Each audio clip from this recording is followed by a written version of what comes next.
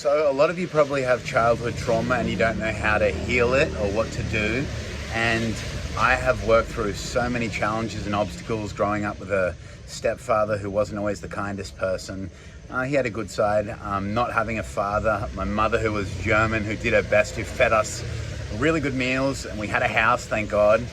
We grew up in a family of 7, but she was from Germany, and Germans are really not so affectionate.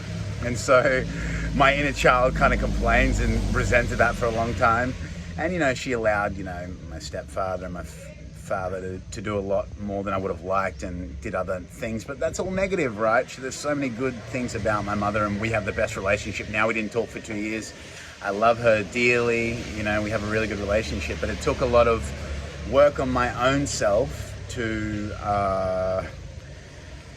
realize that I don't want to live life with belief patterns that were conditioned into me by, my stepdad, who didn't have the tools to help himself work through the traumas he should have or needed to. Rest in peace to him, because, he's not on this planet anymore. But I decided to change and heal. And how did I do that? Through reading every self-help book I could get my hands on. I've read like 330. And the best spiritual books. You got Krishnamurti. Osho at the time was a bridge getting into spirituality. Then I went to Krishnamurti. Then I went to a bit of Nisargadatta, Ramana Maharishi, Ananda Mayima. She was a big one, and she's God for me now. She's an Indian lady saint from Bengal. If you don't know who she is, she's wonderful. And so I listened to thousands of hours of podcasts. I just began to become obsessed with working on myself and doing everything I could to make myself a better person and move my thoughts from negative to positive. And it wasn't an overnight thing. It took a long time. It took years, and I'm still in the process of doing it, but most of it's cleared. I wake up happy, jumping out of bed, full of energy. And, for a long time I didn't have much energy. I was feeling quite depressed and, lethargic and down, and it was just my normal. I didn't think there was anything wrong. I always had anxiousness, tightness in my chest. Sometimes I couldn't breathe, have panic attacks if I was going through certain challenges in life, and it didn't feel like I had anybody there, who could help me and support me. So there were difficult times, but I'm in, the best time of my life right now. I'm living the holiday island of my dreams, Koh Phangan in Thailand, and it's really beautiful. But anyone can work through their stuff. Anyone can heal. Anyone can make a good life for themselves.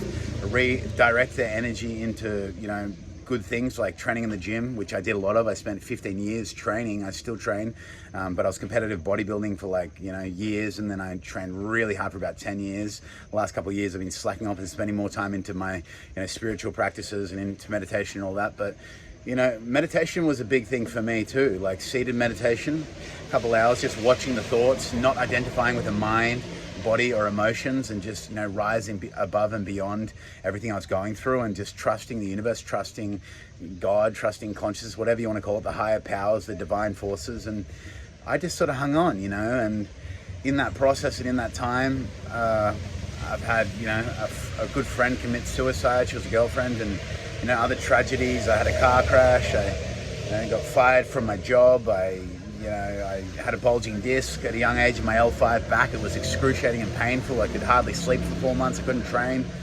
I went through that, breakups, heartbreaks, getting into fights, getting in trouble, sometimes, all these different things, family problems, all of that, you work through that. But eventually it gets to a point where you have to decide, I'm going to take responsibility. I'm not going to repeat the patterns that my father had, or my stepfather, or my parents, or their conditioning.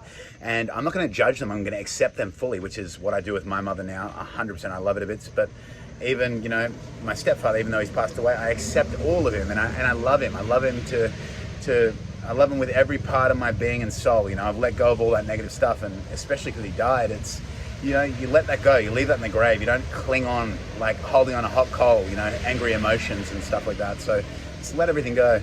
And my real dad, he wasn't there, but that's okay. We caught up after like 20 years. He wasn't there from the age of 2, and we connected, and I got to know what I needed to know about breaking the generational cycles myself, and how I can improve, and how I can be a better person, and how I can show up for my family, friends, and in my life, in my business, for the better, and really being of service to the world and to those who need help. So you can direct the energy into a really good place and position in your life. Even if you've had a bad deck of cards to begin with, a lot of people have a good deck of cards. They have, loving parents, kind parents, they have money, they have everything, and they ruin their opportunities through, sabotaging traits and not making the most of their potential. So just do everything you can, step by step, bit by bit, and just take it one day as it comes, and slowly improve and upgrade and create healthy habits. Start creating healthier habits, and your life will improve and your life will change. It's a science that works, and I teach this science. So I hope you guys like this video. Subscribe, thumbs up if you did. Lots of love. Peace.